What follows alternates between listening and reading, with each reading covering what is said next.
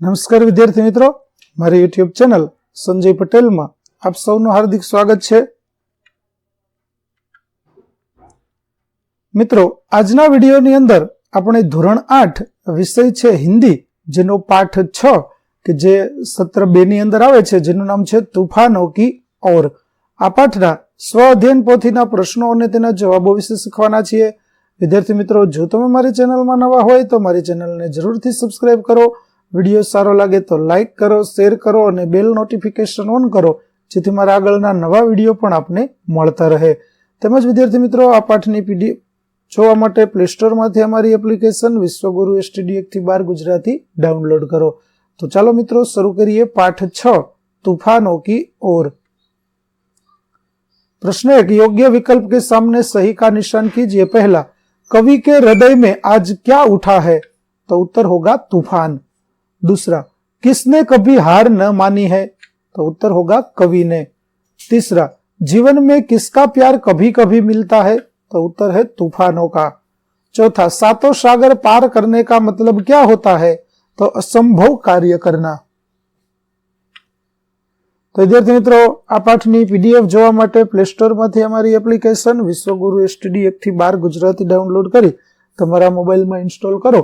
जे तमे शरू करशो तो तमने आ प्रकारे जोवा मळशे, जेमां स्व अध्ययन पोथीनी अंदर धोरण बतावशे, धोरण पसंद करशो एटले विषय बतावशे, विषय पसंद करशो एटले तमने पाठ बतावशे। जेमां तमे विडियो पर क्लिक करशो तो विडियो जोवा मळशे अने पीडीएफ पर क्लिक करशो तो तमने पीडीएफ जोवा मळशे। तो आशा राखो अमारी एप्लिकेशन आप सौने गमशे, जरूर डाउनलॉड करजो। तो चलो मित्रों, हवे आगळ वधीए। प्रश्न नंबर 2, निम्नलिखित प्रश्नों के उत्तर एक वाक्य में लिखिए। पहला, कवि पतवार को किस ओर घुमाने को कहते हैं? तो कवि नाविक से कहता है कि तुम तूफानों से मत घबराओ, तुम उनका सामना करने के लिए अपनी पतवार उन्हीं की दिशा में मोड़ दो। दूसरा, समुद्र में क्या हो रहा है? तो समुद्र में बड़े जोरों का तूफान आया है, उसे देखकर ऐसा लगता है जैसे वह जहर उगल रहा हो। समुद्र से लहरें इस प्रकार उठ रही है जैसे वे मांझी की नाव को निगल जाएगी। तीसरा, इस अंगड़ में साहस तोलने का अर्थ क्या है? तो इस अंगड़ में साहस तोलो का अर्थ है कि यह तुम्हारे साहस की परीक्षा का समय है। ऐसे कठिन समय में ही मनुष्य को अपने आप को परखने का मौका मिलता है।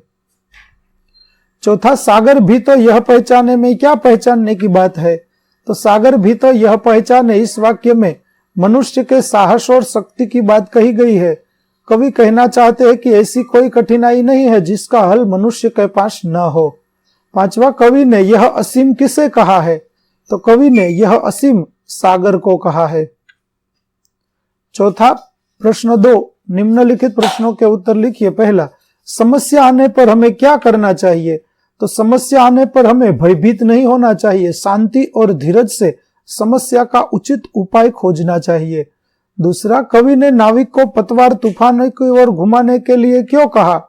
तो तूफान कठिनाइयों का प्रतीक है, कठिनाइयों से घबरा कर भागना कायरता है, कठिनाइयों का डटकर सामना करने में ही बहादुरी है।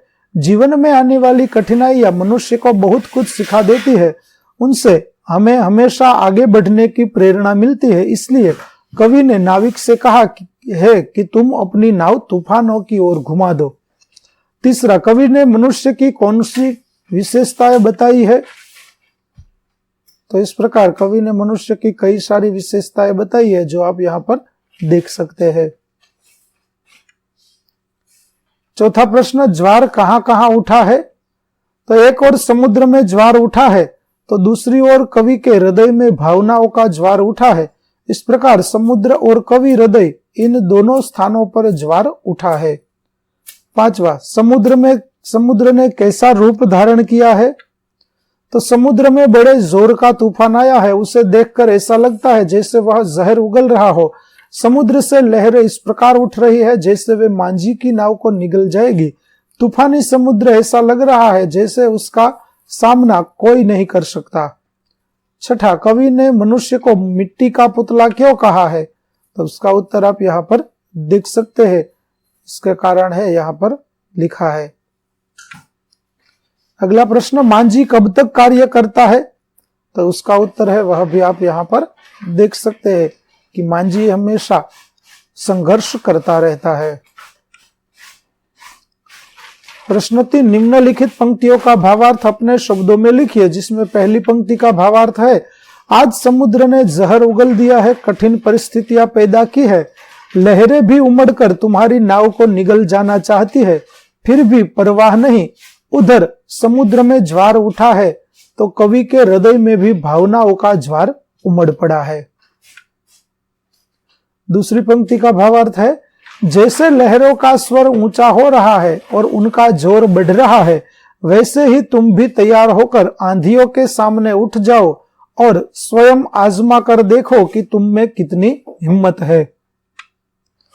तीसरी पंक्ति का भावार्थ है, यह समुद्र और वह तूफान आज असीम दिखाई देते हैं, इनका सामना शायद ही कोई कर सके, लेकिन मनुष्य सब कुछ कर सकता है। चौथी पंक्ति का भावार्थ, समुद्र के पास उसकी अपनी लहरों की शक्ति है, पर मांझी के पास भी हिम्मत है, आत्मविश्वास है, वह थकना नहीं जानता। जब तक नाविक की सांसें चल रही है, तब तक वह अपनी नाव आगे बढ़ाता ही जाएगा। प्रश्न 4, निम्नलिखित चित्र देखकर नीचे दिए गए शब्दों की मदद से कहानी लिखिए। तो यहाँ पर जो चित्र दिए गए हैं उनके आधार पर हमें एक कहानी लिखनी है। तो आपकी कहानी है वह कुछ इस प्रकार होगी, जो आप यहाँ पर देख सकते हैं। बहुत ही अच्छी कहानी हमने यहाँ पर लिखी है। आपको यह कहानी पसंद आए तो आप लिख सकते हैं। पांचवा प्रश्न, निम्नलिखित वाक्यों में से विशेषण पहचान कर उनके प्रकार लिखिए। पहला, मुझे 4 मीटर कपड़ा चाहिए, तो विशेषण होगा 4 और संख्यावाचक विशेषण। दूसरा, ओम भला लड़का है, विशेषण होगा भला और गुणवाचक विशेषण। तीसरा, वह आदमी कहाँ जा रहा है, तो विशेषण होगा वह और होगा सार्वनामिक विशेषण। चौथा, श्याम का वजन दुगुना हो गया है, तो दुगुना विशेषण है और परिमाणवाचक विशेषण होगा। पांचवा, रामू थोड़ी चीनी लेकर आया, जिसमें थोड़ी परिमाणवाचक विशेषण है। और छठा, रामू कई दिनों से भूखा है, जिसमें कई और अनिश्चित संख्यावाचक विशेषण है। प्रश्न 6, कहावत के अर्थ के बारे में उचित जोड़ मिलाइए। पहला, उल्टा चोर कोतवाल को डांटे, जिसका अर्थ है अपराधी द्वारा निर्दोष को धमकाना। दूसरी, न रहेगा बांस न बजेगी बांसुरी, जिसका अर्थ है झगड़े के मूल को नष्ट कर देना। तीसरी, 4 दिनों की चांदनी फिर अंधेरी रात, जिसके सामने आएगा 1 नंबर, थोड़े दिन की मौज फिर वही कष्ट। चौथी, अब पछताए होत क्या जब चिड़िया चुग गई खेत, जिसका अर्थ है अक्सर अवसर चुकने के बाद पछताना बेकार है। पांचवा, नाच न जाने आंगन टेढ़ा, जिसका अर्थ है अपनी अयोग्यता का दोष दूसरों पर थोपना। और आखिरी कहावत, कोयले की दलाली में हाथ काला, जिसका अर्थ है बुरे के साथ रहने पर बुराई मिलती है।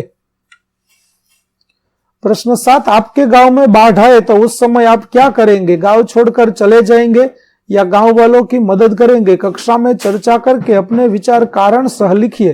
तो यहाँ पर उसका कारण है वह लिखा है कि मैं अपने गांव में बाढ़ आए तो क्या करूंगा। प्रश्न 8, कविता को पढ़कर नीचे दिए गए प्रश्नों के उत्तर लिखिए, जिसमें पहला प्रश्न है, कविता में चांद के लिए कौन सा शब्द प्रयोजित किया गया है? तो उत्तर होगा शशि। दूसरा, इस कविता में मृत्यु का विलोम शब्द कौन सा है? तो उत्तर होगा जीवन। ओझल यानी पीछे, तो चिर यानी लंबा। निम्नलिखित प्रश्नों के उत्तर लिखिए। पहला, कवि क्या नहीं चाहते हैं? तो इस कविता में कवि चिर सुख और चिर दुख नहीं चाहते। दूसरा, जीवन पूर्ण कब बनता है? तो सुख और दुख दोनों मिलकर जीवन पूर्ण बनता है। तीसरा, जीवन के बारे में कवि के क्या विचार है? तो जीवन के बारे में कवि के विचार है कि संसार दुख और सुख दोनों से पीड़ित है, इसलिए इन दोनों के बीच संतुलन बनाकर ही मानव जीवन को सार्थक बनाया जा सकता है। चौथा, इस काव्य का उचित शीर्षक दीजिए। तो इस काव्य का शीर्षक जीवन का संतुलन हो सकता है। तो विद्यार्थी मित्रों, અહીં આપણો પાઠ 6 તૂફાનો કી ઓર ના સ્વાધ્યાયન પોથીના પ્રશ્નો અને તેના જવાબો પૂરા થાય છે। આગળના પાઠના સ્વાધ્યાયન પોથીના પ્રશ્નો અને તેના જવાબો માટે મારી ચેનલને જરૂરથી સબસ્ક્રાઇબ કરો। તેમજ પીડીએફ જોવા માટે પ્લે સ્ટોરમાંથી અમારી એપ્લિકેશન વિશ્વગુરુ એસટીડી 1 થી 12 ગુજરાતી ડાઉનલોડ કરો, જેમાં આપ એકદમ ફ્રીમાં વિડીયો અને પીડીએફ પણ જોઈ શકશો. તો ફરી મળીશું નવા વિડીયો સાથે. ત્યાં સુધી આવજો.